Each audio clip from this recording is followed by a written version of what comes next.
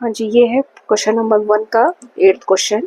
Book है NCERT class 10th का ये क्वेश्चन है और एक्सरसाइज है 4.1 और चैप्टर है द्विघात समीकरण। ठीक है, तो देखिए इसके 7 क्वेश्चन हम पहले भी कर चुके हैं, ये 8th क्वेश्चन है। देखिए इसमें क्वेश्चन में आपको क्या करना है कि इस अलजेब्रिक एक्सप्रेशन को जो है द्विघातीय समीकरण की जांच करनी है कि ये दिया जो एक्सप्रेशन हमें है वो द्विघातीय समीकरण है या नहीं। ठीक है, तो देखिए द्विघातीय समीकरण का जो मानक रूप होता है वो होता है ax square plus bx plus c is equal to 0। ठीक है, ये द्विघातीय समीकरण का मानक रूप होता है। ठीक है, एक स्टैंडर्ड रूप है जो कि हमें चेक करना है इसमें। अच्छा, द्विघातीय समीकरण में क्या होता है कि x की जो वेरिएबल जो है उसकी मैक्सिमम घात जो होती है वो 2 होती है, इसीलिए इसको क्या कहते हैं, द्विघातीय समीकरण कहते हैं। ठीक है, तो क्वेश्चन में आपको जैसे कि पिछले क्वेश्चंस में हम कर चुके हैं, इसको सिर्फ हमें देखना है कि द्विघातीय समीकरण है या नहीं। इसको सिंपल सा सिंप्लीफिकेशन करना है और इसका हल निकालना है। ठीक है, तो देखिए क्वेश्चन हमें क्या दिया हुआ है। क्वेश्चन दिया हुआ है x की घात 3 4 x की घात 2 minus x plus 1 is equal to x minus 2 की घात 3। ठीक है, ये आपको क्वेश्चन दिया हुआ है। तो अब देखिए इसको सिंप्लीफाई का हमें करना है। ठीक है, सिंप्लीफाई हमें करना है। तो देखिए ये तो एज इट इज सिंप्लीफाई किया हुआ ही है, इसमें हमें कोई चेंज नहीं करना है, तो ये मैं ऐसे कैसे लिख दूंगी।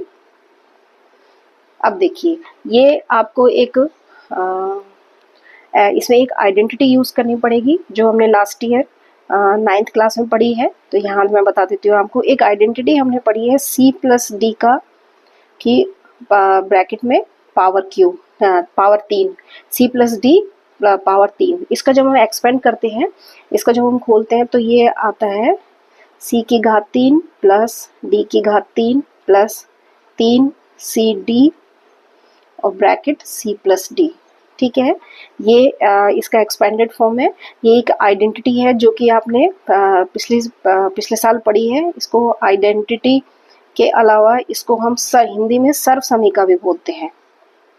ठीक है, इसको हम सर्व समीका भी बोलते हैं, जो हमने पिछले साल पढ़ी है कि इस फॉर्म में यदि कुछ दे रखा हो हमें तो हम इसको इसमें चेंज कर सकते हैं, और इस फॉर्म में यदि हमें एक दे रखा है तो हम इसको इसमें चेंज कर सकते हैं। अब देखिए ये क्वेश्चन में जो ये टर्म है, ये जो पद दिया हुआ उसको मैं इसी से खोलूंगी। ठीक है, अब देखिए सी की जगह यहाँ पे एक्स और डी की जगह माइनस का 2। ठीक है, यहाँ इस तरीके से लिखूंगी तो ये आराम से एक्सपेंड आपको समझ में आ जाएगा। ठीक है, अब देखिए जहाँ इसमें एक्सपेंडेड फॉर्म में जहाँ c है वहाँ x लिखना है, जहाँ d है वहाँ -2 लिखना है। ठीक है, तो c देखिए c है x³ प्लस d है -2 की घात 3। ठीक है, d की जगह मैं खाली -2 लिख रही हूँ।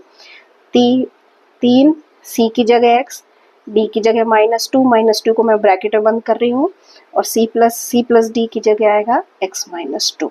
ठीक है, सिंपल सा c की जगह x लिखना है, d की जगह -2 लिखना है। ठीक है, अब मैं इसको सॉल्व करूंगी तो देखिए x की घात 3 ऐसे कैसे आएगा। हाँ, -2 की घात 3 है, इसमें -2 को हम 3 बार मल्टीप्लाई करेंगे तो ये आएगा -8। ठीक है, आया आपको समझ में? नहीं आया? ये देखिए अब मैं बताती हूँ, -2 की घात जो 3 होती है उसमें -2 को हम 3 बार मल्टीप्लाई करते हैं। ठीक है, जितनी घात होती है उतनी बार मल्टीप्लाई करते हैं। अब देखिए -2 को -2 से मल्टीप्लाई करेंगे तो 4 आएगा, और -2 ऐसे कैसे आएगा। फिर -2 को हम 4 से मल्टीप्लाई करेंगे तो ये आएगा -8। ठीक है, इसीलिए यहाँ -8 आया है।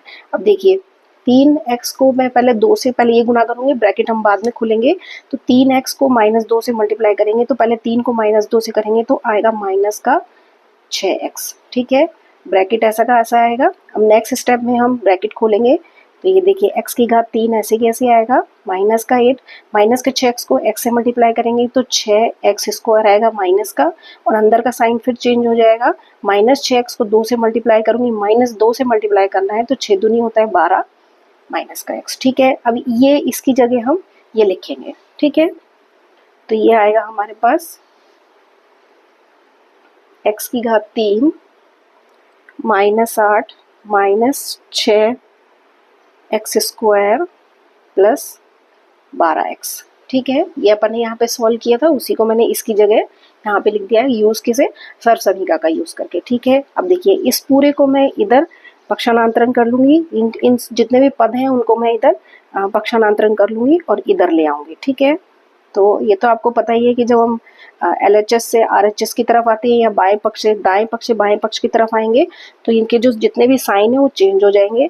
जैसे ये x का घात 3 है, ये प्लस का है तो यहाँ के माइनस का हो जाएगा, ये प्लस का हो जाएगा, ये प्लस का 6x स्क्वायर 12x प्लस का है तो यहाँ के माइनस हो जाएगा और इक्वल टू में 0 होगा क्योंकि कोई नहीं बचेगा। ठीक है, हमने पूरा इनको ट्रांसफर कर लिया है इधर। ठीक है, अब देखिए अब इसको सॉल्व करते हैं तो ये एक प्लस का है एक माइनस का है तो ये कैंसिल हो जाएगा, ये 4x स्क्वायर है, ये 6x स्क्वायर है तो ये आएगा 2x स्क्वायर।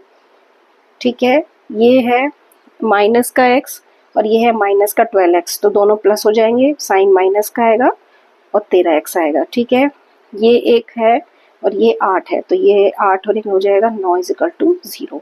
ठीक है, आपने जो आपको क्वेश्चन दिया है उसको आपने सिंप्लीफाई किया, उसको आपने सिंप्लीफाई कर लिया है।